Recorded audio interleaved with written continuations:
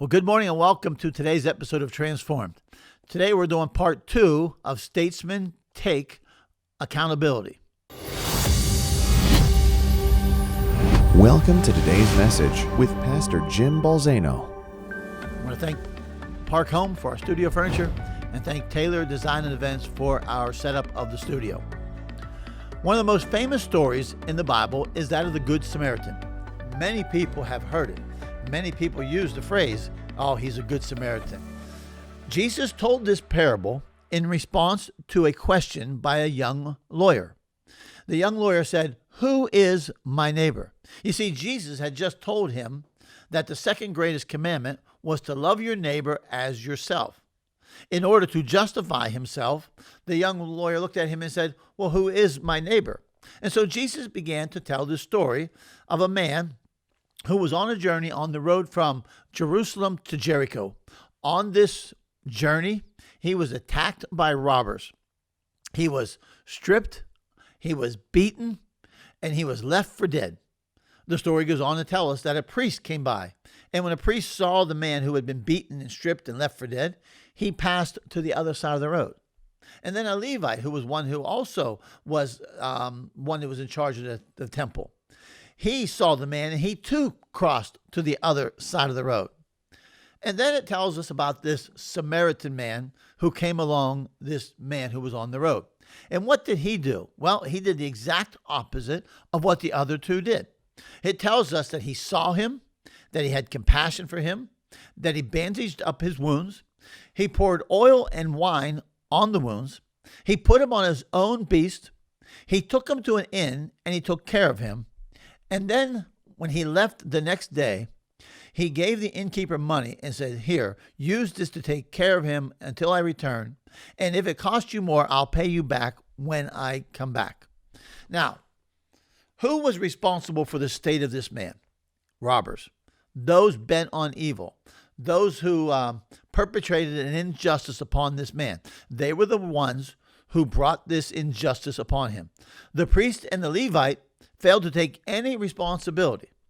They failed to be accountable for what they saw.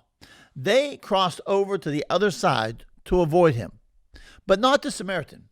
He took accountability for what happened to this man. You see, understand something. He didn't do it. He didn't beat him. He didn't strip him. He didn't leave him for dead. It's interesting to me that the Samaritan took responsibility for the unjust actions of others. He could have just said, "Hey, you know what? I didn't do it. I didn't make it happen. I didn't create it. I'm not doing anything about it." The Samaritan took accountability for what he wasn't responsible for. He didn't make this happen. The Samaritan provided healing for the wounds that were inflicted by others. The Samaritan paid to provide for the man. You see, it struck me. There were those who, bent on evil, had committed acts of injustice against this man. But this Samaritan, for the good of the man, committed acts of justice that would offset the acts of injustice perpetrated by others. And it struck me. There are times in our life, and there's times in our country, there's times in our communities, where we must be statesmen who, for common good, will commit acts of justice to offset the acts of injustice perpetrated by others. You see, statesmen, remember, are men and women who stand upon principles for the common good of the people. They are men and women who will take accountability for the actions of others. They are men and women who will be responsible for what they weren't responsible for. They are men and women who will commit to action that will offset the unjust actions of others. They are men and women who will commit to payment for injustice that was perpetrated by other people. You see, it is not enough to say, "I didn't do it." It's not enough to say, "I didn't do it, therefore I am not responsible." It's not enough to say, "I didn't do it, therefore I'm not accountable. I didn't do it, therefore I'm free from the responsibility." It's not enough to say that. Common good is sometimes found on the other side of taking accountability for the unjust actions of others. I'm going to say that again. Common good is sometimes found on the other side of taking accountability for the unjust actions of others. Let me tell you a story. It's a funny story that I did. All right. A number of years ago, I'm at home one night. My wife is at the hospital, and she was working, but then they brought her father in late at night, and he was getting a procedure done, a CAT scan done.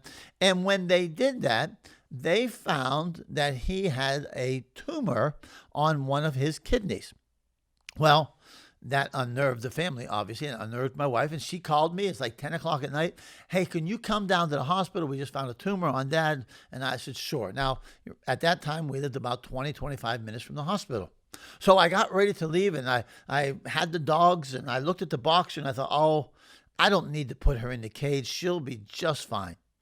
So I left her out, and I went down to the hospital and did what I needed to do and spend some time with the family. And then I went home ahead of my wife, Penny. I get home. I'm coming into our house, which had a fairly large addition that we had put on. It was long, probably about 50 feet long, going into the kitchen. And I'm looking at the floor going, what is all over the kitchen floor? And the closer I got, all of a sudden it dawned on me. It was flour, cooking flour, all over the kitchen floor from one end of it to the other. And I could see paw prints all through it. Yes, my boxer had gotten into the cupboard and pulled out a bag of flour and scattered it everywhere. It would have been all right had it stopped there. No, it didn't stop there. It also got out a bag of coffee, and it scattered the coffee from one end to the other. Now, that would have been all right had she stopped there, but no. Didn't stop there. Also got out a bag of, I think it was pigeon beans or something like that, these little beans, and they were everywhere. And to top it off, I think, if I remember right, she even got into the garbage. I got to tell you, it was a hideous mess. I mean, you had flour, coffee, beans, and garbage scattered all over the floor. What did I do? Well, the first thing I did is I grabbed the dog and threw the dog outside. And then what did I do? I began to clean. I got out a sweeper. I got out a broom. I got out a dustpan. I got out a mop. And I began to clean up the mess. But you see, you got to understand something. I didn't make the mess. The dog did.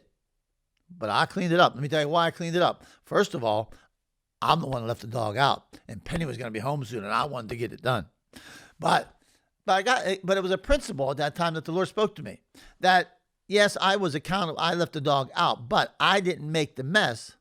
But I still had to be responsible to clean up what I didn't make. At that time, we as a church, we were doing a work over on 11th Street with a building that had fallen into disrepair. It became a place for shooting drugs and homelessness, and it was in total disrepair. We called it the 11th Street Project. None of our people made the mess. None of us did drugs in that building. None of us at that time were sleeping in it. None of us had anything to do with its state. But yet there was something that said we needed to take accountability. And that accountability, we took it because, listen, here's what Statesmen understand. It's our ground. It's our land. It's our home. Somebody else may have made the mess, but we're going to take accountability for the actions of others. I took accountability for the action of the dog to clean up a mess. In this story, the story of the Good Samaritan, he didn't perpetrate evil. He didn't inflict the pain on that man. He didn't do any of that. But he took accountability for the actions of others, and he offset the actions of injustice with just actions.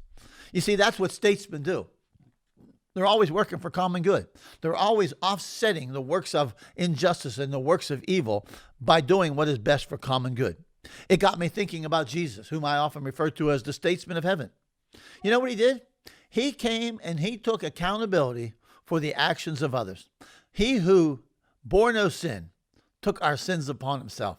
He who never sinned in his life took our sins upon ourselves. He took accountability for the things that we did for the common good of humanity. You know, he embodied the second commandment.